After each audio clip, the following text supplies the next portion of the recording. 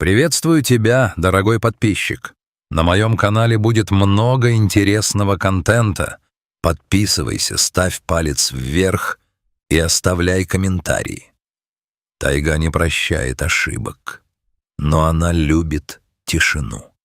В тот день тишина была особенной, густой, липкой, застывшей в жарком мареве июльского полдня. Алексей, проживший в этих краях добрых 20 лет, знал, когда лес замолкает так резко, значит, само время затаило дыхание перед чем-то необратимым. Он шел по старой просеке, едва заметной под натиском молодого ивняка. За плечами легкий рюкзак, в руках палка-посох. Алексей не был охотником в привычном понимании слова. Скорее, он был созерцателем, лесничим по призванию, который предпочитал фотообъектив ружью. Но сегодня даже его натренированное чутье не сразу распознало угрозу. Первым звоночком стал малый пестрый дятел. Он сорвался с сушины с резким тревожным криком и улетел вглубь чащи, хотя обычно эти птицы довольно флегматичны. Затем замолкли кузнечики в высокой траве. Алексей остановился, прислушиваясь. Воздух стал плотным, как перед грозой, хотя небо оставалось пронзительно синим. И тут до него донесся звук, от которого сердце екнуло. Тонкий, надрывный писк, переходящий в хриплое ворчание. Так плачут только те, кто еще не знает, как сражаться за свою жизнь, но уже чувствует ее хрупкость. Пробравшись через густой малинник, Алексей замер, укрывшись за стволом вековой ели. Перед ним открылась небольшая поляна, заросшая кустами черники. В самом центре, прижавшись спинами к поваленному, обветшалому стволу березы, находились двое. Совсем маленькие, сигалетки. Они казались комочками живого бурого меха. Их маленькие черные носы влажно блестели, а в глазах-бусинках застыл первобытный, парализующий ужас. А вокруг них, словно тени, возникшие из самого подлеска, двигались волки. Их было 5. Стая действовала слаженно, как единый механизм, отточенный тысячелетиями эволюции. Они не спешили.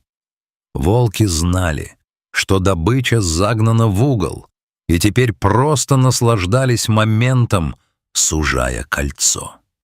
Вожак, крупный серый самец с рваным ухом и холодными, как лед, глазами, шел впереди. Он то и дело низко рычал, и этот звук, казалось, вибрировал в самом воздухе, заставляя вибрировать и грудную клетку Алексея. Медвежата пытались казаться грозными. Один из них, тот, что покрупнее, неуклюже встал на задние лапы и издал подобие рыка, но голос сорвался на жалобный скул. Второй просто забился под ствол дерева, стараясь слиться с серой корой. Алексей видел, как дрожат их маленькие лапы. Это зрелище пробуждало в душе не просто жалость, а какое-то глубокое, человеческое негодование против несправедливости силы. Алексей почувствовал, как по спине пробежал холод. Он знал законы тайги. Выживает сильнейший. Вмешиваться в трапезу хищников значит нарушить хрупкий баланс, а, возможно, и самому стать целью. Волки в голодное время или в азарте охоты не делают скидок на вид противника. Но смотреть, как эти живые, дышащие существа будут растерзаны через мгновение, он не мог. Его рука потянулась к фальшфейеру в кармане куртки, единственному средству защиты, которое могло напугать зверей. Он уже прикинул траекторию броска, чтобы отсечь вожака от медвежат огненной завесой. Алексей уже сделал шаг из-за дерева, набрав в легкие воздуха для крика, как вдруг лес за его спиной буквально взорвался. Это не был просто треск веток. Это был звук рушащейся преграды, как если бы по лесу прошел тяжелый танк. Мощный, утробный рев, от которого, казалось, осыпалась сухая хвоя с кедров и задрожала сама почва под ногами, накрыл поляну. Волки разом замерли, их спины выгнулись дугой. Вожак прижал уши к голове и оскалился, но в его позе больше не было той надменной уверенности. Он понял, они здесь больше не охотники. Из зарослей ольхи вырвалась она, огромная, тяжелая, в ореоле летящей земли, мха и обломков веток. Медведица не просто вышла, она влетела на поляну, как живой снаряд, ведомый материнским инстинктом.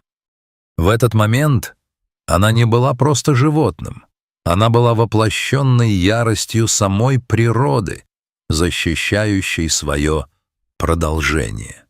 Ее шерсть на загривке стояла дыбом, делая ее в 1,5 раза больше, а глаза горели темным, опасным огнем, в котором не было места пощаде. Она не стала предупреждать рыком или демонстрацией силы. Первым же ударом лапы, сокрушительным и молниеносным, она отбросила одного из волков, который попытался зайти сбоку, слишком близко к медвежатам. Бедолага отлетел в кусты, как тряпичная кукла, взвизгнув, и больше не поднялся. Остальные 4, включая вожака, мгновенно перестроились, рассредоточиваясь по периметру. Они попытались окружить ее, используя свою численность и маневренность. Вожак волков сделал выпад, пытаясь укусить медведицу за сухожилие задней лапы. Она крутанулась на месте с удивительной для такой массы грацией. Громовой рык заставил Алексея невольно зажать уши и вжаться в кору ели. Медведица встала на дыбы, возвышаясь над серыми хищниками, как карающая гора. Ее когти, длинные и острые, как ножи, рассекали воздух в сантиметрах от волчьих морд. Волки — существа расчетливые и крайне осторожные. Они живут за счет разума не меньше, чем за счет клыков. Стая поняла, цена этой добычи стала непомерно высокой. Даже если им удастся ранить мать, она успеет переломать хребты половине стаи еще до того, как истечет кровью. А без стаи одинокий или раненый волк в суровой тайге не жилец. Вожак издал короткий, резкий звук, похожий на кашель, сигнал к отступлению. Один за другим волки начали пятиться, не сводя желтых глаз с разъяренной матери, готовые к ответному броску в любую секунду. Через несколько мгновений они растворились в густых сумерках подлеска так же незаметно, как и появились. Только примятая трава, да скулящий в кустах раненый волк, который вскоре тоже уполз вслед за своими, напоминали о недавней драме. Тишина вернулась на поляну, но теперь она была другой, облегченной, чистой, пахнущей примятой зеленью и звериным потом. Медведица еще несколько минут стояла неподвижно, тяжело дыша. Ее бока мерно вздымались, а из пасти вместе с горячим дыханием вырывался пар, хотя день был жарким. Она стояла в позе триумфатора, медленно поворачивая голову и сканируя кусты на предмет затаившейся угрозы. Убедившись, что враг действительно ушел, она медленно опустилась на все 4 лапы и обернулась к детенышам. Ее трансформация была поразительной. Яростная фурия мгновенно исчезла, уступив место нежной матери. Она подошла к притихшим медвежатам и начала их обнюхивать, подталкивая носом, проверяя, нет ли ран. Она издавала тихие воркующие звуки, напоминающие приглушенное урчание кошки, которые так контрастировали с ее недавним ревом. Малыши, поняв, что опасность миновала, начали тереться о ее могучие бока, ища защиты и утешения. И тут она снова замерла. Ее тонкий слух и острое чутье, обостренное до предела недавним боем, уловили постороннее присутствие.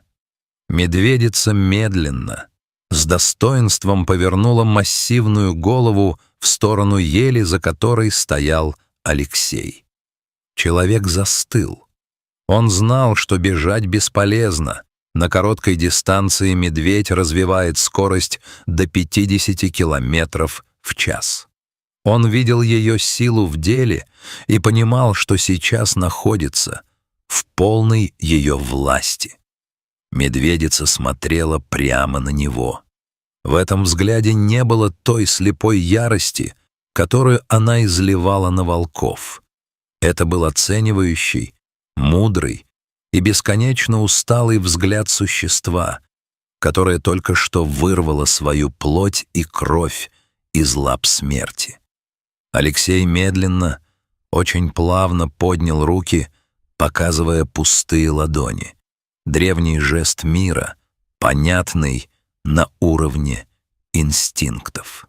Он стоял неподвижно, стараясь даже дышать неглубоко, чтобы не провоцировать зверя лишним звуком.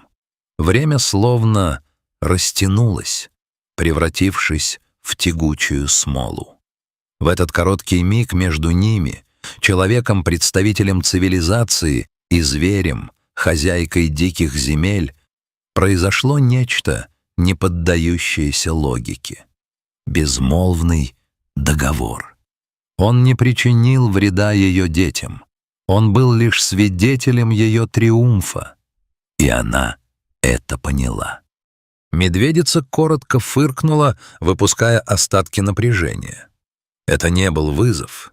Скорее, это было прощание и признание его права находиться здесь, пока он не переходит черту. Она развернулась, коротким движением головы, приказав медвежатам следовать за ней. Она уходила в самую гущу леса, туда, где мох мягче и где их не найдет ни одна стая. Малыши, смешно переваливаясь на кривых лапках и изредка оглядываясь, поспешили за ней. Их хвостики мелькнули в папоротнике и окончательно исчезли в зеленом океане тайги. Алексей еще долго стоял на поляне, не решаясь шевельнуться. Адреналин медленно покидал кровь, оставляя после себя странную легкость, граничащую с опустошением. Руки немного подрагивали. Осознание того, насколько близко он был к гибели, пришло только сейчас. Он подошел к поваленной березе, где еще недавно дрожали два маленьких существа. На мягкой земле, среди раздавленных ягод черники, остались глубокие следы мощных когтей и клочья жесткой серой волчьей шерсти. Эти следы были красноречивее любых слов. Они говорили о том, что жизнь — это постоянная борьба, и в этой борьбе нет места трусости, когда речь идет о тех, кого ты любишь. Лес начал оживать по-настоящему. Снова заскрипела старая сосна под порывом легкого ветра, где-то вдалеке застучал дятел, возвращаясь к своим бесконечным поискам личинок. Маленькая ящерица юркнула под корень березы. Мир вернулся в свое русло, но для Алексея он навсегда изменился. Он почувствовал себя не хозяином этих мест, а лишь гостем, допущенным к великому таинству. Он медленно пошел в сторону своего зимовья, и перед его глазами все стоял тот взгляд медведицы. В нем он прочел главную истину, которую часто забывают люди в суете своих городов, в шуме машин и в блеске экранов. Нет силы более великой, чистой и священной, чем любовь матери, готовой без раздумий встать против целого мира, против самой смерти ради своих детей. Тайга дала ему этот урок, суровый и прекрасный одновременно. Алексей принял его с глубоким почтением, осознавая, что сегодня ему посчастливилось увидеть саму душу дикой природы, беспощадную к врагам, но бесконечно нежную к своим.